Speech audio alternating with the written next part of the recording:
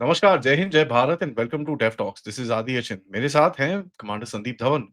पिछले episode by the way आप लोगों ने बहुत सराहा उसको। That episode crossed about 550 560,000 and it keeps going even today. उसमें हमने ईस्ट के बारे में बात करी थी जब बांग्लादेश में एक एयरपोर्ट के ऊपर आग लगी थी and there was basically a lot of stuff which is happening. आज बात करते हैं इस पूरे रीजन की क्योंकि काफ़ी सारी चीज़ें बाहर निकली हैं। तो let's talk about what's happening but सबसे पहला sir welcome to the show and नमस्कार, सत श्री अकाल, जय हिंद। या सर आपसे सबसे बड़ा सवाल है, is the army chief of Bangladesh a CIA agent? Okay. ये एक्चुअली अगर आपको याद हो, हमने पिछली बार भी बात की थी। तो आपको मैंने दो तीन चीजें बताई थी उसमें उसमें एक तो ये for no rhyme and reason, बिना किसी बहुत बड़े कारण के ये सेंट्रल अफ्रीकन रिपब्लिक चले गए तोड़ के। देश में तबाही मची हुई थी, हिलडुल रहा था पूरा देश। आप सेंट्रल अफ्रीकन रिपब्लिक कैसे चले गए? फिर मई में ये गए थे कतर। क्या करने गए थे कतर ये? उन्होंने कहा कि कुछ 700 कुछ हमारे आर्मी के जवान हैं, उनको हम वहां पे लगाना चाहते हैं। उसके लिए आर्मी चीफ को जाना पड़ेगा। इट इज जस्ट बिटवीन जो आपका इट इज कि आपकी कंपनी है तो उसके एचआर वाले हैंडल कर लेते हैं। तो इसी तरह से पर्सनल डिवीजन होती है हर आर्मी में, वो हैंडल कर लेंगे। इसके लिए आर्मी चीफ, तो ये बड़ा संदिग्ध सा मामला है। इनफैक्ट ये फिर उसके बाद सऊदी अरेबिया जाने वाले थे, तो वो क्योंकि काफी ज्यादा गदर हो गया और काफी ज्यादा वहां पे उपद्रव मच गया पिछले कुछ दिनों में, महीनों में, जब वहां पे आर्मी ऑफिसर्स 25 आर्मी ऑफिसर्स को गिरफ्तार कर लिया गया था, उनके ऊपर चार्जेस लगा दिए गए थे। तो ये उन्होंने कैंसिल किया था उस समय।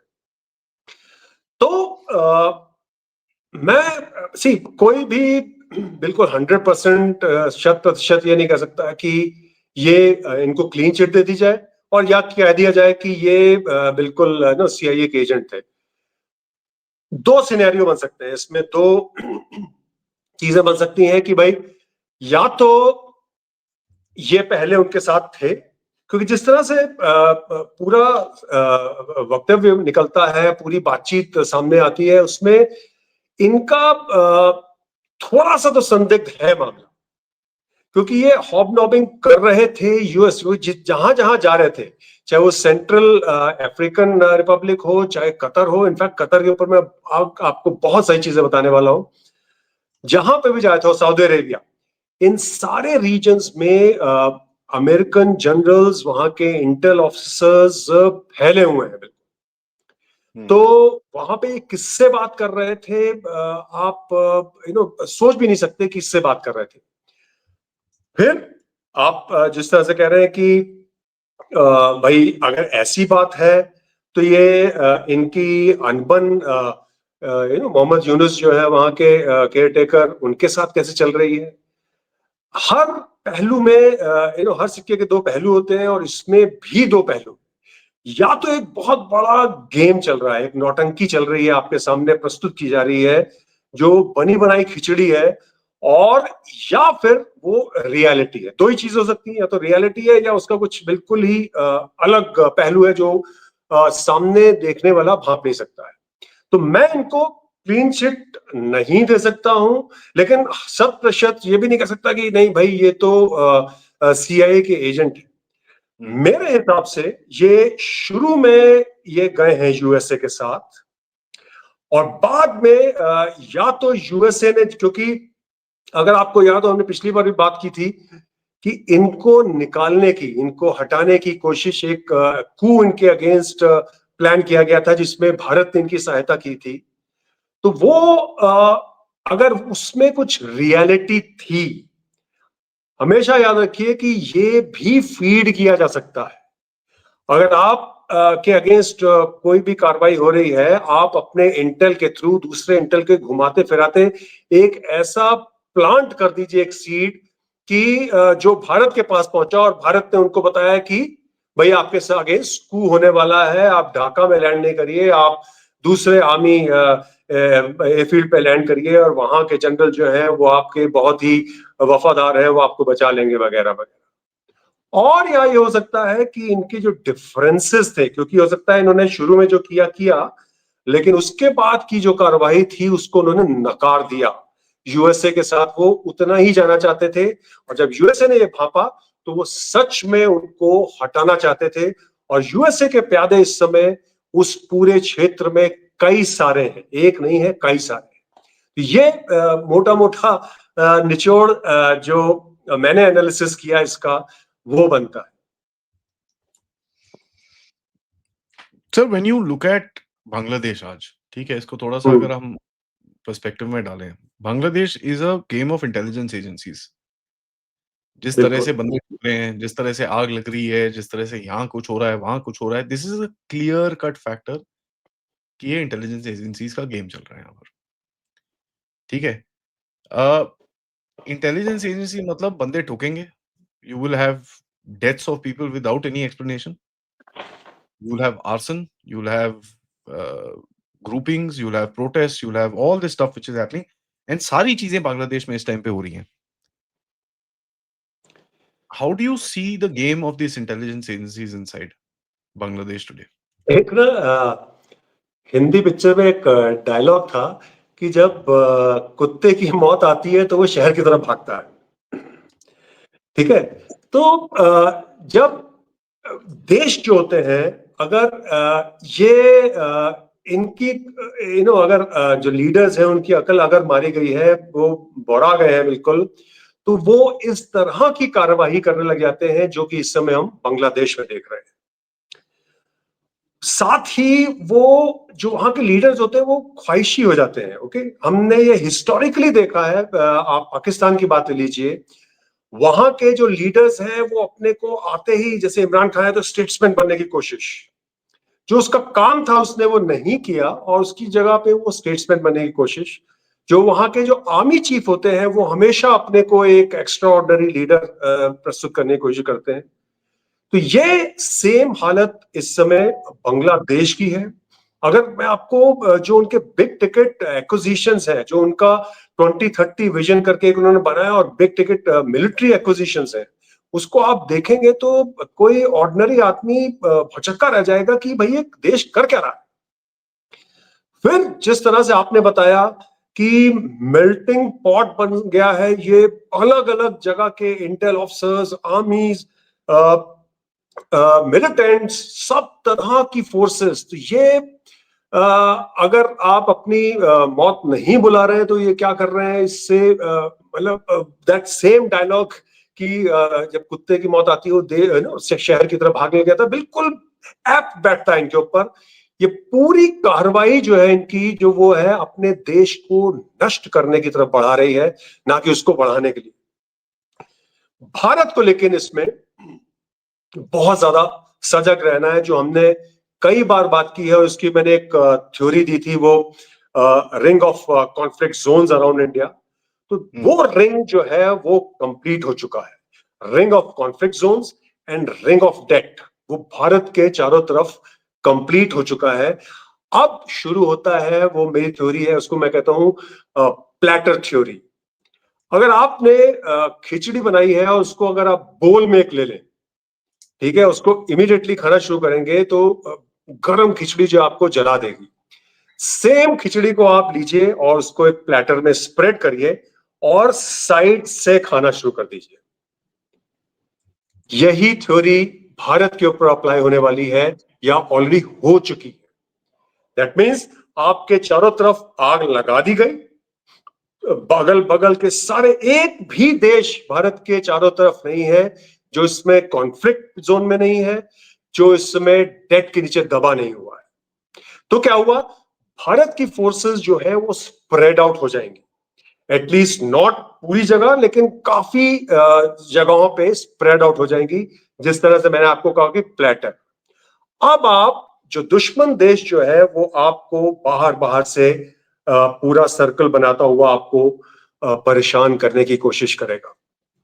और जो भारत का जो नॉर्थ ईस्ट क्षेत्र है वो इसमें बहुत ही गंभीर स्थिति में आ सकता है, अगर जो हमने इसको चेक नहीं किया तो ये भारत के लिए। और इसमें क्या होता है कि प्लेयर्स आते हैं।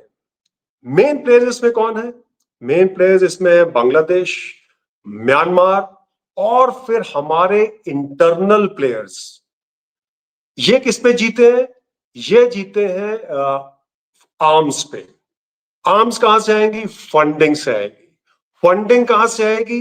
या तो डायरेक्ट फॉरेन फोर्सेस आपको सप्लाई करेंगी, या जो नॉर्थ ईस्ट का सबसे बड़ा प्रॉब्लम है कि ड्रग्स का प्रॉब्लम। तो ड्रग्स का जो आगे इसके ऊपर फिर डिटेल में बात करेंगे, वो वहां पे एक बहुत गंभीर समस्या होने वाली है आने वाले समय में, क्योंकि उसमें बहुत बड़े बड़े चेंजेस हुए हैं जो पिछले जो पैटर्न्स हैं उनके ऊपर। अब बांग्लादेश में कौन से प्लेयर्स हैं? वहां पे है मेन दो। It has become a play ground for USA and China. तो चीन और यूएसए के का प्लेग्राउंड बन गया है, और ये वहां के जो लीडर्स हैं उन्हीं को दोष जाएगा, क्योंकि उन्होंने उसको बनने दिया। आपने शुरू में बात की कि आर्मी जनरल जो चीफ है वहां के जनरल वकर, तो वो क्या दोषी है कि नहीं है?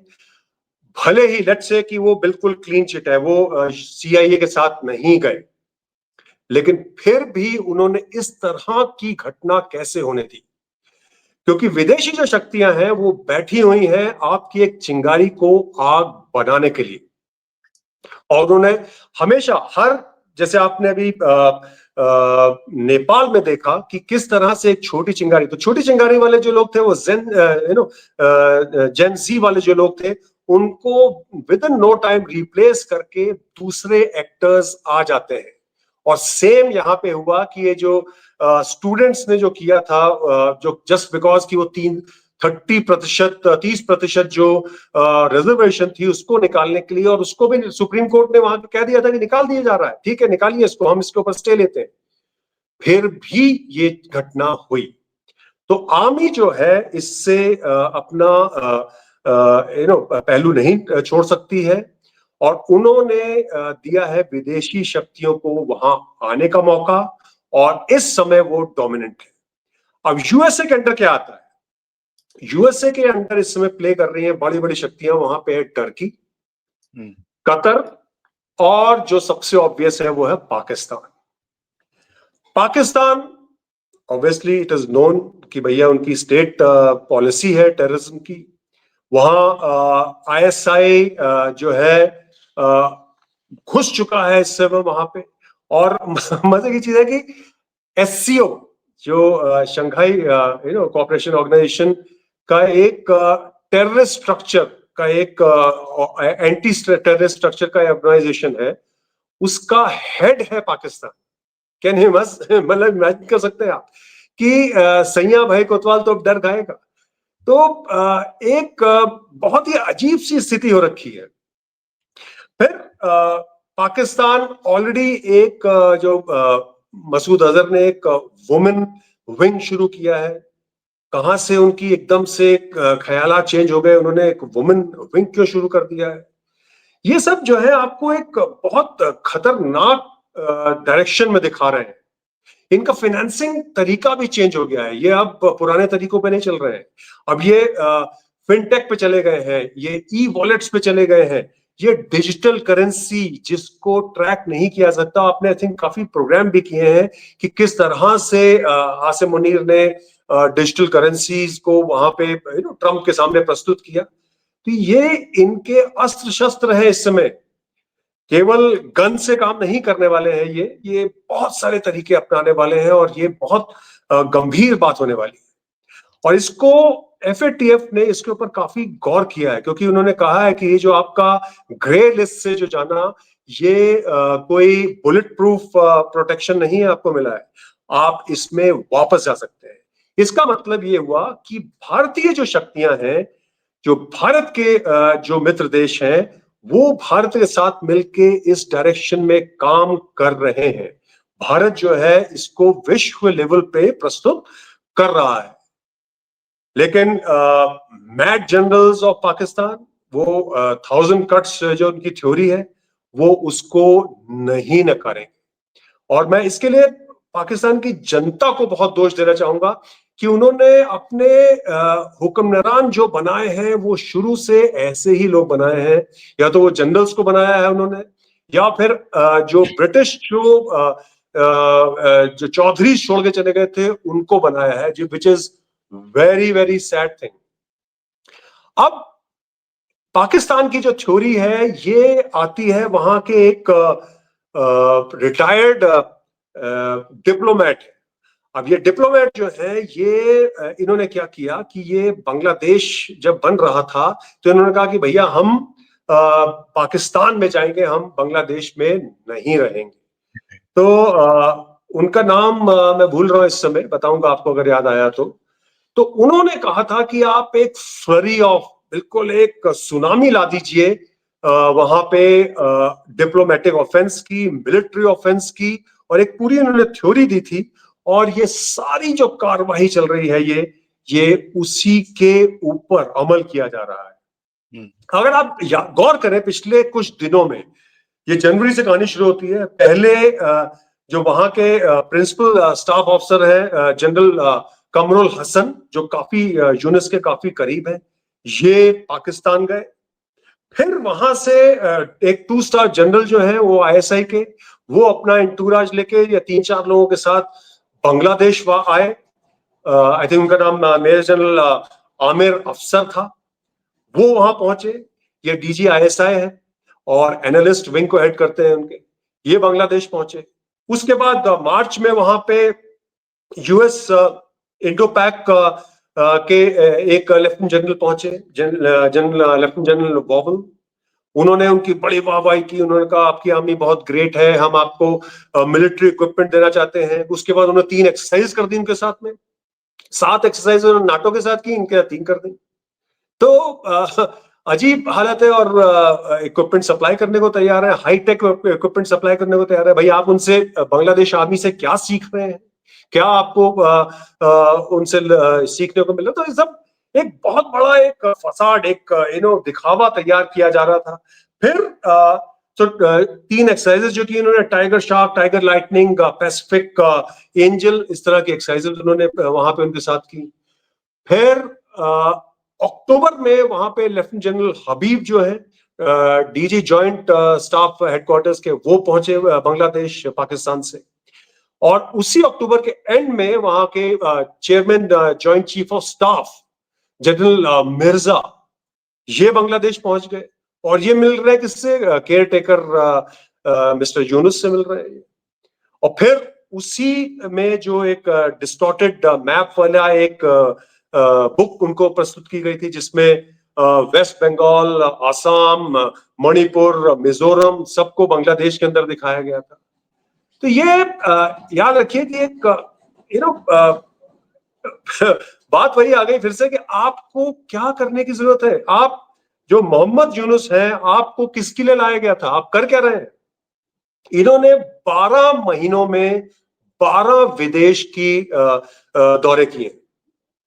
ठीक है, अगर आपको मैं नाम गिनाऊं, मेरे को याद नहीं है, ऐसे पढ़ के बताता हूं। सितंबर ऑनवर्ड शुरू हो गए थे। सितंबर में ये न्यूयॉर्क गए, नवंबर में अजरबैजान, दिसंबर कायरो, जैन डेवोस, फेब में दुबई, मार्च में हैनान चाइना, अप्रैल बैंकॉक, अप्रैल में कतर भी गए, मई जून टोक्यो, जून लंदन, जुलाई कतर और अगस्त में मलेशिया। $30 मिलियन इन्होंने खर्च किए इस पूरी यात्राओं पे, और 70 दिन उन्होंने विदेशों में लगाए, और लेके क्या है वहां से? घंटा। मतलब मजे की बात है कि कर क्या रहे भाई आप? आपको किस चीज के लाया गया था? कि आप, अगर सच में ये एक जेन्युइन अपराइजिंग थी बांग्लादेश में, तो आप लाए गए हैं कि जो अगर शेख हसीना ने सच में बहुत गदर किया था तो आपको उसको ठीक करना था। आपने ये क्या किया? और हालत ये हो गई उसके बाद कि वहां पे इन्फ्लेशन जो है 12 से 16% चला गया है। नॉन परफॉर्मिंग जो उनके लोन्स हैं वो 17% पे खड़े। उनके 140 उनकी जो है गवर्नमेंट फैक्ट्रीज बंद हो चुकी हैं। 60% जो है इस समय अपना ऑपरेशंस को सस्पेंड करके बैठे हुए हैं, क्योंकि उनके पास पावर नहीं है, इलेक्ट्रिसिटी नहीं है। हर महीने का एवरेज जो है 43 डेड बॉडीज उनके रिवर्स में फ्लोटिंग करते हुए मिलती हैं। 150 से ऊपर जर्नलिस्ट जो है या तो उनके अगेंस्ट केस कर दिया या वो गायब है पाकिस्तान के स्टाइल में। 20,000 पॉलिटिकल एक्टिविस्ट जो है वो इस समय पकड़े जा चुके हैं।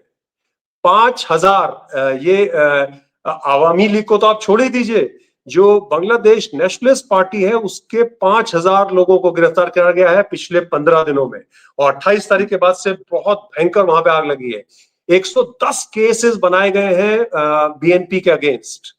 तो जो आप देखिए किस तरह से जड़ से काटा जा रहा है वहां की पॉलिटिकल पार्टीज को, क्योंकि ले दे के अब क्या है, एक ही तो मेन पार्टी बची है। क्या आप सोच रहे हैं कि दूसरी ये जो नई पार्टी स्टूडेंट्स वाली बन गई हैं वो आपको बांग्लादेश में एक स्थिर गवर्नमेंट दे पाएंगी? नहीं। तो ये बहुत बड़े बड़े खतरे चल रहे हैं। टर्की का इनके ऊपर इतना ज्यादा प्रभाव चला गया है। इनफैक्ट जो जमात इस्लामी है वो टर्की का जो कैलिफेट जो है वो वहां बांग्लादेश में लाना चाहते हैं। वो वहां से बिग टिकट मिलिट्री इक्विपमेंट खरीद रहे हैं। उन्होंने 18 बोरॉन T230 गन्स खरीद ली हैं। TRG 300 रॉकेट सिस्टम खरीद लिए हैं। बायरक्तार TB2 उन्होंने वहां से यूएवीज खरीद लिए हैं उनके अगेंस्ट। और हिसार ओ साइपर एयर डिफेंस सिस्टम्स की बातें चल रही हैं। मिलिट्री डेलीगेशंस के एक्सचेंजेस हो रहे हैं, और फिनेंस मिनिस्टर्स के वहां पे फॉरेन मिनिस्टर्स की आपस में बातचीत चल रही है। तो चल क्या रहा है भाई?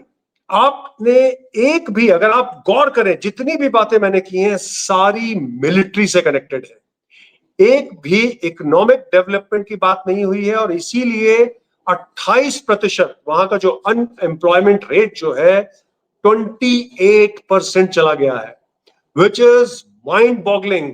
समझ लीजिए कि ये 28% जो वहां का यंग ब्लड जो है इस समय वेट कर रहा है, उसको क्या अपॉर्चुनिटी मिलेगी वो उसी में चला जाएगा। उसको अगर मिलिटेंट बनने की अपॉर्चुनिटी मिलेगी तो वो उसमें चला जाएगा।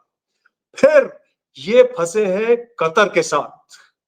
और कतर, आप याद रखिए कि कतर जो है ये हर जो वर्ल्ड का, विश्व का, स्पेशली जो इंडो पैसिफिक में कोई भी अगर फसाद, कोई भी टेररिस्ट एक्टिविटी किसी भी तरह की चल रही है, कतर का उसमें कोई ना कोई हाथ होता ही है। और ये है उनका string of Misbah theory. Okay, string of Misbah theory क्या है? स्ट्रिंग ऑफ मिसबा थ्योरी ये है कि अगर कोई लिबरल कंट्री जो है जहां पे कुछ उपद्रव हो रहे हैं, नहीं हो रहे हैं, तो करा दो और उसको अपने फोल्ड में लो, उसको कट्टरपंथी राह पे लेके आओ। आप अगर देखिए टर्की को उन्होंने किस तरह से ट्रांसफॉर्म किया है।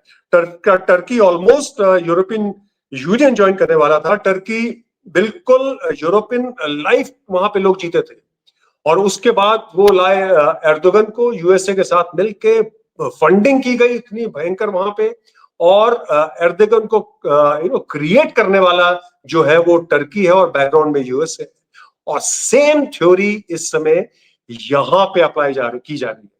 इनफैक्ट जो स्टूडेंट अपराइजिंग हुई है उसमें डायरेक्ट अकाउंट में फंडिंग हुई है वहां के स्टूडेंट्स को, जो इस्लामिक छात्र शिविर है उसके स्टूडेंट्स को और बाकी स्टूडेंट्स को। आपने डायरेक्ट फंडिंग कैसे की? उसमें नाम आए हैं, जैसे मोहम्मद महफूज आलम जो कि स्पेशल असिस्टेंट है मोहम्मद यूनुस के, उनका नाम आया है उसमें, और उनका कोई भी ऐसी चेकिंग नहीं की गई उनके अगेंस्ट। अगर इस तरह की बात आ रही है तो आप मोहम्मद यूनुस को उसके अगेंस्ट वक्तव्य देना चाहिए, उनको क्लीन चिट देनी चाहिए, उनको बताना चाहिए कि ऐसा नहीं हुआ, लेकिन ऐसा उन्होंने नहीं किया है। तो ये बहुत खतरनाक कार्यक्रम चल रहा है वहां पे। फिर जितने भी लोगों के साथ, ये मैं नहीं कह रहा हूं कि ये तीन ही के साथ एसोसिएट कर रहा है बांग्लादेश, उन्होंने और के साथ भी विंडो खोली हुई है, लेकिन वो भी यूएसए से कनेक्टेड है। आप जापान ले लीजिए, जापान भारत का बहुत अच्छा मित्र है, लेकिन ये वहां से मिलिट्री इक्विपमेंट खरीदने की कोशिश कर रहे हैं। वहां पे मोहम्मद यूनुस विजिट की, उन्होंने दर्शाया कि हम वहां की मुराबी क्लास जो स्टेल्थ फ्रिगेट है वो लेना चाहते हैं। सोर्यू क्लास जो सबमरीन्स हैं वो एआईपी युक्त, ओके, एयर इंडिपेंडेंट प्रोपल्शन वाली, वो लेना चाहते हैं। 5 पेट्रोल बोट्स ये ऑलरेडी ले चुके हैं। फिर इसी तरह से साउथ कोरिया, अगेन एक अलाय है यूएसए का, वहां से भी ये बातचीत कर रहे हैं और वहां से जैंगबोगो क्लास सबमरीन्स लेना चाहते हैं 2 बिलियन से भी ज्यादा। तो भाई चल क्या रहा है? आप फिर वही बात मैंने जो अभी आपको पहले बताई कि सारा जो कार्यक्रम चल रहा है ये मिलिट्री का चल रहा है। कोई भी इसमें ऐसा कार्यक्रम, ऐसा कदम नहीं उठाया गया है जिसमें आप कहें कि ये इकोनॉमिक प्रोग्रेस, अगर शेख हसीना ने बहुत ज्यादा क्षति पहुंचाई थी उनकी इकोनॉमी को तो उसके लिए किया जा रहा है, या फिर उन्होंने बहुत लोगों को प्रतिड़ित किया था, उनको बहुत जुल्म किए थे उनके ऊपर, तो उसको क्लियर किया जा रहा है। नहीं, उसकी बजाय इन्होंने तो जितने भी जो टेररिस्ट पकड़े गए थे, जो 1971 की जो लिबरेशन में उन्होंने बांग्लादेश में उपद्रव किया था, कत्लेआम किया था पाकिस्तानी फोर्सेस के साथ मिलके, उनको रिलीज कर दिया गया। तो बहुत बुरी हालत होने वाली है इनकी आने वाले दिनों में, और ये भारत के लिए बहुत ज्यादा खतरनाक बात है। तो क्या बताया जाए इसके बारे में? और बांग्लादेश की जो आर्मी है उसको अगर आप गौर, तो बांग्लादेश की आर्मी $1 बिलियन का उनका टर्नओवर है पर ईयर का, उनकी पैरेलल इकोनॉमी है जिस तरह से पाकिस्तान आर्मी की चलती है इकोनॉमी। तो ये आप सोच सकते हैं, ये 36 years lowest GDP growth rate चल रहा है उस देश में। तो ये इकोनॉमिस्ट जो नोबेल प्राइज विनर है, उनको लाया गया था इस देश का बेड़ा गर्क करने के लिए, कि इस देश को पटरी पिलाने के लिए, अगर ये इसका सच में जो ये कहते हैं, क्लेम करते हैं कि बेड़ा गर्क हो गया था। तो हाँ, वो बुरहानुल इस्लाम, वो जो मैंने आपको बताया था डिप्लोमेट थे पाकिस्तान के, ये पूरी जो स्ट्रेटेजी चल रही है ये बुरहानुल इस्लाम के कहने पे, उनके बताए हुए कदमों पे चल रही है।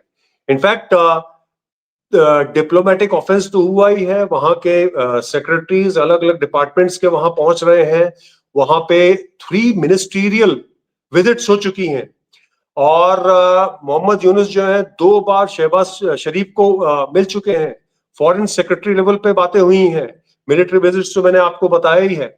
फिर उनके जो फॉरेन मिनिस्टर है इशाक दर, ये वहां पहुंचे, ये उन्होंने वहां कई दिन बिताए, ये वहां पे जो जमात इस्लामी है उसके लीडर से मिले, वो वहां पे बीएनपी के लीडर से मिले, जो खालिदा जिया है उनसे मिले। तो मोस्ट खतरनाक जो इस समय भारत के लिए मुद्दा है वो पाकिस्तान वेस्टर्न बॉर्डर नहीं है, वो हमने काफी ज्यादा कंट्रोल किया हुआ है। एक बहुत ज्यादा एक एक्सप्लोसिव सिचुएशन तैयार हो रही है बांग्लादेश में, एक टिकिंग बॉम्ब है बांग्लादेश इस समय भारत के लिए। और मेन उसमें जो कुछ मुद्दे आपको बता देता हूं, जैसे कि अभी तक क्या होता था कि अगर वीजा दिया जाता था पाकिस्तानी किसी को, तो उसका बैकग्राउंड चेक होता था थॉरो, वो एबॉलिश कर दिया गया है। तो इसका मतलब कोई भी मिलिटेंट, कोई भी टेररिस्ट इस समय खुले आम पाकिस्तान से बांग्लादेश आ जा सकता है। एक चीज जिसपे किसी ने गौर नहीं किया है वो आपको बताता हूं, वो इशाक दर ने अपने दौरे के दौरान किया था, वो किया है कि 500 स्टूडेंट्स बांग्लादेश से हर साल जाएंगे पाकिस्तान पढ़ाई करने के लिए। अब पाकिस्तान ना तो यूनिवर्सिटीज के लिए जाना जाता है विश्व में, ना ही पढ़ाई में उनके बहुत लोग कुछ बहुत ज्यादा महारत हासिल है उनको। ये क्या करने जाएंगे, इस पे बहुत गौर करने की बात है। एक बिल्कुल जैसे माओ ने कहा था ना कि I love to write poetry on fresh minds, ये वहां पे ये होने वाला है, ये वहां पे इंडोक्ट्रिनेशन होने वाला है। एक बिल्कुल उभरते हुए जो बच्चे हैं उनके ऊपर, उनके दिमागों के ऊपर, ये वहां पे 2 साल 4 साल 5 साल रहेंगे पढ़ाई करने के लिए, वापस आएंगे और ये जाएंगे उसके बाद बांग्लादेशी यूनिवर्सिटीज में, और उसके बाद उनकी जो पॉलिटिक्स स्ट्रीम में घुसेंगे और उसके बाद क्या तबाही करेंगे ये इंडॉक्ट्रिनेटेड बच्चे, इसके बारे में किसी को भी ख्याल नहीं है।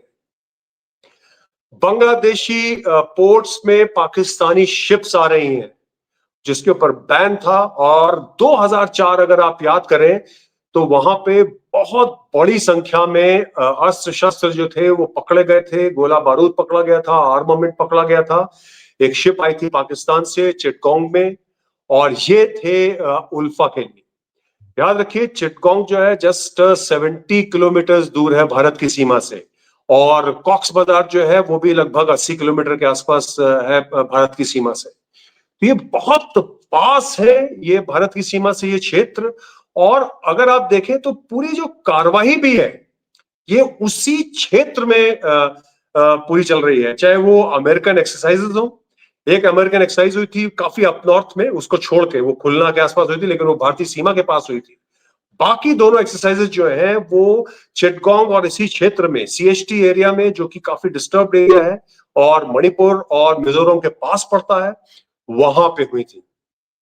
और ये साथ ही इनका एक बॉर्डर पड़ जाता है म्यांमार के साथ, वहां पे हुई थी।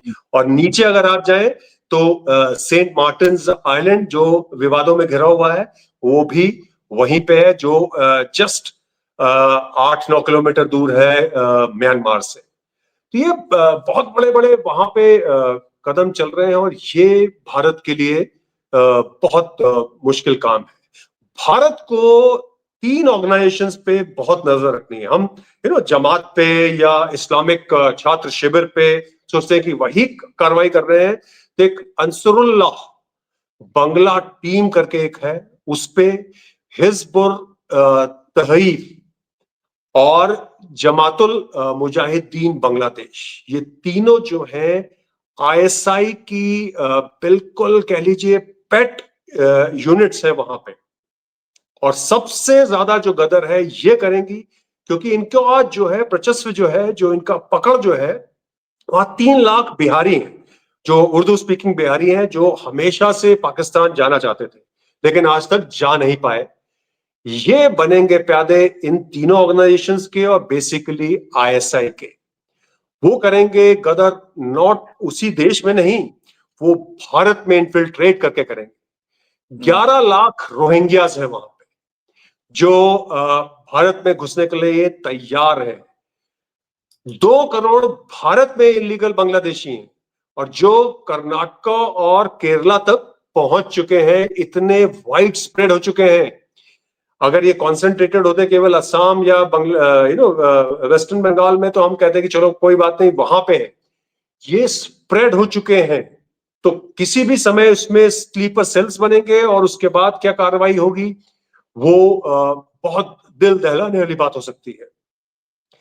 तो बहुत खतरनाक इस समय मंजर बन रहा है वहां पे। सर ये जो आप देखिए हमारे भी इंटेलिजेंस के वहां पर, मिलिट्री इंटेलिजेंस के मेजर जनरल साहब गए थे वहां पर, या एंड कुछ चीजें हुई हैं which actually point to a very interesting angle. पहली चीज हुई कि भाई आईएसआई का बंदा ठोका, सीआईए का या बंदा ठोका वहां पर। ये जो जंगल में एक्सरसाइज करने गए थे वहां पर 15-20 बांग्लादेशी ठुक गए थे। हाँ Somebody opened वहां पे fire and उसके बाद हमने देखा कि हमारी कुछ एक्सरसाइजेस चल रही हैं ऑन द ग्राउंड। लेट्स वो नॉट गेट उसमें इनटू वो कंफर्म कर दो, वैसे वो आप 15 में एक मेजर भी थे, ठीक है, और उन्होंने कहा कि गंभीर रूप से घायल हुए। उसके बाद वो उस न्यूज को उन्होंने गायब कर दिया बिल्कुल वहां से। there is no reference of that thing to be found anywhere, but I हाँ, तो know वो for a fact Chittagong hill track में हुआ था वो कार्यक्रम पूरा। वो और रंगपति एरिया हाँ में हुआ था उधर। या उसके बाद आप देखिए बड़े इंटरेस्टिंग सी चीजें और हुई कि व्हेन यू नोटिस इनकी आज तो आर्बिट्रेशन और वो तो पब्लिक में जो हो रहा है arbitration, Adani and all that nonsense is started up. When you see that, there is also counter factors आपको दिख रहे हैं कि ये काम करना शुरू हो गया है? इधर पे कुछ there is a counter which is being played.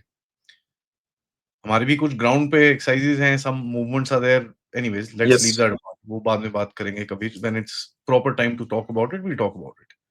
नहीं, एयरफोर्स की ऑलमोस्ट 2 महीने लंबी एक्सरसाइज शुरू होने वाली है बाय द वे वहां पे। ऊपर से हमने ड्रोन स्ट्राइक्स करे ऑन पाकिस्तानी ओल्ड इंटरेस्ट्स। लेकिन जो मेरे को सबसे ज़्यादा अम्यूजिंग लगा इज़ दैट पाकिस्तानी जनरल जो इनका वो क्या है उनका चीफ ऑफ जनरल स्टाफ, वो आर्मी चीफ से लड़ गया। क्यों? क्योंकि Bangladeshis are getting recruited in TTP. ठीक है? Yeah. There is a huge fight there. So this guy, it yes. seems the army chief of Bangladesh told him, यार मैं क्या करूँ भाई? हम्म। You guys are operating there, रोक लो। या। सो आईएसआई एक ऑफेंसिव रोल भी प्ले कर रही है, एक डिफेंसिव भी प्ले कर रही है, एक सपोर्टिंग रोल भी प्ले कर रही है वहाँ पर अमेरिका के लिए। बिल्कुल। So that's very interesting that Pakistanis are trying to create a bleeding wound for us here, but यहाँ के वुंड से ऑलरेडी खून वहाँ निकलना शुरू हो गया है। सो सो दैट्स व्हाई मैंने ये कहा आपको बताया कि भाई वेस्ट जो है हमारा सिक्योर है। इनफैक्ट हमने इनकी गर्दन वहां पे पकड़ रखी है वेस्ट की तरफ। हाँ, ये जो ईस्ट का क्षेत्र है ये अभी काफी नाजुक है। हमारे लोग जा रहे हैं, हमारा इनरोड्स फिर से बन रही हैं, हमारा एक नेटवर्क है उस देश में। और ये नहीं है जो हम मीडिया में देखते हैं कि वहां पे हर आदमी जो है एंटी इंडिया, ऐसा नहीं है। मैं वहां पे 20 साल से जाता रहा हूं और काफी अच्छी रेपुटेशन है वहां पे भारत की। तो ये मीडिया में आने वाली बातों को भूल जाइए। हमारा वहां पे काफी पकड़ है। लोग जानते हैं कि भारत के बिना गुजारा नहीं है। भारत ये नहीं कह रहा है कि हम आपको मिट्टी में मिला देंगे क्या क्या। लेकिन जो वहां की जो प्रेजेंट जो एस्टेब्लिशमेंट है वो इंडिकेशंस करेक्ट नहीं दे रही है। अगर आप इनका जो एक्विजिशन देखिए, अभी चाइना से एक्विजिशन देखिए, 20 कह रहे हैं कि ये J-20 लेंगे, 2.2 बिलियन खर्च करेंगे उसके ऊपर। ठीक है। फिर ये ले रहे हैं वहां से क्या, SY-400 मिसाइल्स ले रहे हैं। अभी SY-400 मतलब यही है कि 400 किलोमीटर तक ये मिसाइल जाएगी। तो अगर आप नदर्न बांग्लादेश में उसको लगाएंगे, जो इन्होंने अभी पिछले कुछ दिनों पे वहां पे इनके आर्मी चीफ ने भी विजिट किया था। ओके। दो वर्ल्ड वॉर 2 वाले क्या कहते हैं जो एयरफील्ड्स हैं जो अबेंडेंट हैं, उन पे अगर वहां पे ये मिसाइल सिस्टम्स लगाए जाते हैं तो ये ऑलमोस्ट पूरा बिहार तक पहुंच जाती है, उसकी रेंज है। और ऊपर जो है इसकी रेंज ऑलमोस्ट अरुणाचल प्रदेश तक पहुंच जाती है। ऑब्वियसली बांग्लादेश इतनी हिम्मत नहीं करेगा कि वो भारत के ऊपर इस तरह से हमला करे। लेकिन अगर कोई विदेशी ताकतें जो है वहां पे हावी हो जाती हैं आने वाले टाइम में, और ये इक्विपमेंट वहां पे उपस्थित है, क्योंकि इनकी फाइनेंशियली बहुत नाजुक हालत है। इतना बड़ा जो जिस तरह से पाकिस्तान ने किया है, तो ये इनकी औकात से बाहर है, इनकी पहुंच से बाहर है। तो ये जो बिग टिकट एक्विजिशंस कर रहे हैं, ये बहुत मुश्किल काम है। तो ये समझना बिल्कुल है ना परे हो रहा है कि भाई ये कर कैसे रहे हैं ऐसे ऐसे एक्विजिशन। और इसमें आपको एक और खतरनाक बात बता दूं कि पिछले दिनों अक्टूबर में ही, अक्टूबर की बात है कि वहां पे अरकान रोहिंग्या सेल्वेशन आर्मी एक है, उसका 9th एनिवर्सरी मनाई गई, खुलेआम मनाई गई। और इसी CST वाले एरिया में मनाई गई।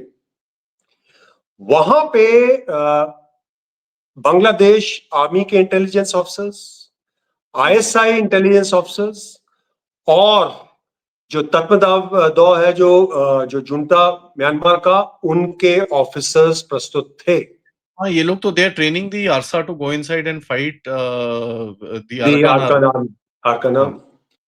तो ये बहुत ज्यादा खिचड़ी बन रहा है मामला। क्योंकि अगर आप देखिए तो दूसरी तरफ यूएसए जो है वो आरकान आर्मी में घुसना चाहता है, वो चाहता है कि उनसे संबंध बढ़े, तो जो वहां पे उनका लिए एक एरिया खुले।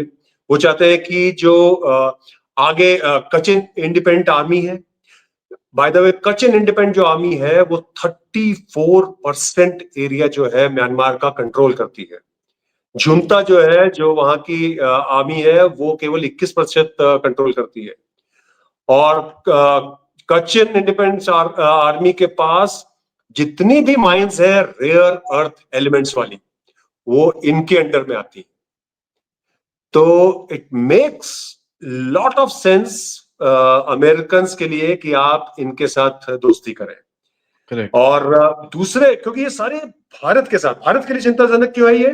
क्योंकि ये सारे जो है ये भारत के साथ जुड़ी हुई मिलिटेंट ऑर्गेनाइजेशन है, और भारत को इनके साथ संबंध बनाने चाहिए। हमारे आई थिंक कुछ संबंध हमने बनाए हैं आरकान आर्मी के साथ, लेकिन कचिन इंडिपेंडेंस आर्मी के साथ, या पीपल्स डिफेंस फोर्स के साथ, या चिनलैंड काउंसिल के साथ, या चिन ब्रदरहुड जो है उसके साथ हमारे संबंध ऐसे घनिष्ठ है कि नहीं है, ये मेरे को तो कोई खबर नहीं है। बट हमारे को, मुझे ये पता है कि हमारे कुछ इनरोड्स हमने की थी आरकान आर्मी के साथ। तो नहीं, ये ऊपर कचिन के साथ भी है सर हमारे, we are getting rare earths वहां से आने शुरू हो गए हैं। ओके, तो then that is a news and good news for me, क्योंकि इसमें आर्मी यूएस ने बहुत हमारे ऊपर प्रेशर डाला था कि हमारे को अरुणाचल में कुछ आप लीवे दीजिए, सो दैट हम हॉबनॉबिंग कर सकें ये कचिन इंडिपेंडेंस आर्मी के साथ, जो कि भारत ने ठुकराया। तो चीन जो है इस समय, इसका रोल भी काफी ज्यादा भयंकर है इस एरिया में। In fact that is the reason for us to worry, क्योंकि वो क्या करता है, मैंने एक बहुत पहले एक नॉवल पढ़ा था, उसका नाम था कैश 22। तो एक फ्रेज भी है, कैश 22 सिचुएशन, ओके, कि आप फंस गए, इधर भी नहीं आ सकते, उधर भी नहीं आ सकते। तो कैश 22 नॉवल में एक उनका मेस ऑफिसर होता था, बेसिकली लॉजिस्टिक ऑफिसर कहते हैं। तो वो जो था अपनी आर्मी को भी आर्म्स एंड एम्युनिशन सप्लाई कर रहा था, और जो उसकी आर्मी के साथ या एयरफोर्स के साथ जो दूसरी एयरफोर्स वॉर लड़ रही थी, वो उनको भी सप्लाई कर रहा था। तो उसके सप्लाई की हुई चीजों से दोनों फोर्सेस लड़ रही थी। यही जो काम है इस समय चीन कर रहा है म्यांमार में। वो जो जुंटा है, मिलिट्री जुंटा, उसको भी सपोर्ट करता है, लेकिन साथ साथ हॉबनॉबिंग करता है ये जितने भी मिलिटेंट्स हैं इनके साथ, क्योंकि उसका पूरा जो चाइना म्यांमार इकोनॉमिक कॉरिडोर है उसको बरकरार रखना है, उसको रेयर अर्थ वहां से चाहिए। और बट पिछले दिनों आई थिंक जुंटा ने इनको कुछ प्रेशर डाला, और उस प्रेशर के चक्कर में इन्होंने इनके ऊपर सख्ती बरतनी शुरू की है, और कचिन जो इंडिपेंडेंस आर्मी है उनसे कुछ उनका या तो मनमुटाव हुआ है, या उन्होंने एक्स्ट्रा कुछ प्रेशर डाल दिया, जो इस कारण वहां पे बातचीत अभी उनकी जो है वो बढ़िया नहीं चल रही है। तो भारत के लिए ये मुश्किल सा है। लेकिन मैंने आपको शुरू में बताया था ड्रग्स, उसके ऊपर आपको मैं थोड़ा सा बता देता हूं कि ड्रग्स की जो स्ट्रेटेजी है, क्योंकि पूरा जो खेल है, जो पैसे का, जो फंडिंग का पूरे इस क्षेत्र में, अब गोल्डन ट्रायंगल जो आ जाता है, गोल्डन ट्रायंगल इसी तरह आ जाता है, म्यांमार, लाओस, थाईलैंड, और गोल्डन क्रेसेंट जो है वो Afghanistan, Pakistan and eastern Iran. पिछले साल म्यांमार ने अफगानिस्तान को क्रॉस कर लिया पॉपी क्रॉप में। वहां तो खुले में है एकदम। हाँ, और आपको पता ही है कि मणिपुर में भी इसकी फसल लगी रहती है। इनफैक्ट जो उपद्रव जो पिछले हुए, और बहुत दुखद घटना जो पिछले साल हुई है, उसमें काफी रीजन इसका ये था, क्योंकि वहां के जो चीफ मिनिस्टर ने कहा था कि इसको हम डिस्ट्रॉय करेंगे, तो एक मुद्दा उसमें ये भी आ जाता था। लेकिन भारत ने क्या किया है कि जो वेस्टर्न क्षेत्र में महाराष्ट्र, गुजरात, राजस्थान में काफी ज्यादा सख्ती की है कि वहां पे ड्रग्स एंट्री रुक जाए। और डी सिंडिकेट जो कि पाकिस्तान में बेस्ड है, आईएसआई से उसका काफी ज्यादा हॉबनॉबिंग है, अब वो डाइवर्ट कर रहे हैं पूरी जो ड्रग सप्लाई है वाया बांग्लादेश एंड भारत के जो नॉर्थ ईस्टर्न क्षेत्र है वहां पे। तो ये बहुत बड़ी एक समस्या भी बनने वाली है, और साथ साथ एक फर्स्ट ऑफ ऑल ड्रग्स आएंगे तो वैसे ही समस्या है, उसके साथ जो फंडिंग जाएगी अपोजिंग फोर्सेस को, उसकी भी बहुत समस्या आने वाली है। तो ये भारत को इस पे बहुत ज्यादा सजग रहना है, और this is the main thing. और इंटरनल मैं आपको बताता हूं अगर आप तो। हाँ sir, let's go to it sir. तो इंटरनल में अगर आप गौर कर रहे होंगे पिछले दिनों, तो दो मेजर चीजें हुई हैं नॉर्थ ईस्ट में। तो वहां पे जो एक एनडीपीपी जो रूल करती है नागालैंड को बीजेपी के साथ मिलके, ठीक है, उन्होंने मर्जर किया एनपीएफ के साथ, तो नागा पीपल्स फ्रंट। अच्छा, जो एनडीपीपी के जो चीफ मिनिस्टर हैं वो एक्चुअली पहले एनपीएफ में ही थे, फिर ये सेंटर में आ गए थे, फिर वापस गए और उन्होंने अपनी एनडीपीपी एक पार्टी बनाई, लेकिन वो फिर उसके चीफ मिनिस्टर बन गए, और अब जो है वो एक जूनियर पार्टनर एनपीएफ ने इनको ज्वाइन कर लिया है, तो कंबाइंड फोर्सेस हो गई। रीजन क्या है इसका? रीजन ये है कि जो national socialist council of Nagaland NSCN, उसके जो जनरल सेक्रेटरी हैं मुइवा, ओके, 91 ईयर्स ओल्ड है, कहते हैं कि वो विश्व के सबसे ओल्डेस्ट रेबल लीडर है, मिलिटेंट है, टेररिस्ट है, ब्ला ब्ला ब्ला। बहरहाल वो पहुंचे 22 अक्टूबर को मणिपुर में, क्योंकि वो मणिपुर के सेनापति क्षेत्र से बिलोंग करते हैं, और ये पहुंचे कब? 50 साल के बाद। अब वो पहुंचे हैं, वापस लाए गए हैं, क्या है सर?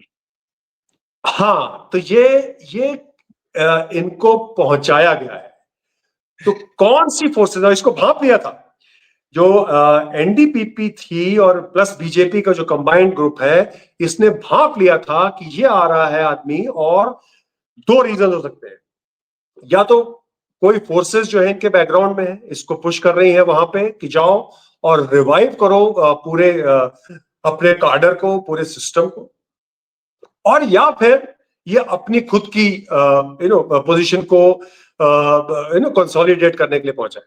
जो पहली वाली परिस्थिति है वो ज्यादा स्ट्रांग लगती है, क्योंकि काफी ज्यादा कंट्रोल हो चुका है वहां पे, और इनके जितने भी ग्रुप्स थे ये स्प्लिंटर ग्रुप्स में डिवाइड होके काफी ज्यादा निकल चुके हैं। तो जो पूरा जो मूवमेंट था वो काफी वीक हो गया है। तो मुझे जो आशंका है कि कोई फॉरेन फोर्सेस जो है फिर से इसको रिवाइव कर रही है, और इसका टाइमिंग जो है बांग्लादेश के साथ बहुत ज्यादा मेल खा रहा है। तो ये भारत के लिए बहुत चिंताजनक है। तो जो वहां की जो पॉलिटिकल लीडरशिप है, क्योंकि वो जो है वो भारत के साथ मिलकर आगे बढ़ना चाहते हैं, वेयर जो एनएससीएन है, खुलेआम जो इसने वक्तव्य दिया है मुइवा ने, वो खुलेआम ये दिया है कि हमारा कॉन्स्टिट्यूशन, हमारा फ्लैग, ये आप नहीं हटा सकते हैं, हम नागालैंड लेकर रहेंगे। तो ये वक्तव्य उसने पहुंचने के बाद दिया है, तो दैट मीन्स प्रोवोकेशन उसकी तरफ से शुरू हो चुका है। आगे क्या घटना होगी इसके ऊपर हम लोग नजर रख के रखेंगे, लेकिन ये जो घटनाक्रम है ये थोड़ा चिंताजनक हो गया है। That is interesting, and I mean कई बार इन गधों को लेके आया जाता है थोड़ा सा हुआ करने के लिए, so that let's see what exactly. जो मुइवा है इसमें कोई एनर्जी, कोई ताकत, कोई शक्ति बची नहीं है कि वो कर सके, लेकिन अगर उसके थ्रू कुछ और स्प्लिंटर ग्रुप्स या कुछ आके रिवाइव हो गए, so that can become a issue for India. It's quite a gamble. It's quite a gamble. So it is. So ये भारत को इस समय वहां पे गौर करने की जरूरत है कि ये चल क्या रहा है, क्योंकि timing timing is very very important. जो पूरे उस क्षेत्र में चल रहा है, सब चीजें जो है अगर आप टाइम वाइज उसको देखेंगे तो बहुत ज्यादा इंपॉर्टेंट है ये मूव मुइवा का वहां पहुंचने का, वो भी 50 साल बाद। जी जी सो जी that is the main thing. Sir, this was one hell of a beautiful information. Let me just say this. या Amazing research. And I'm always a fan. अच्छी research हो, depth research हो, बड़ा मजा आता है सुन के. It's always, a pleasure talking to you. Thank you so much. आपने time निकाला.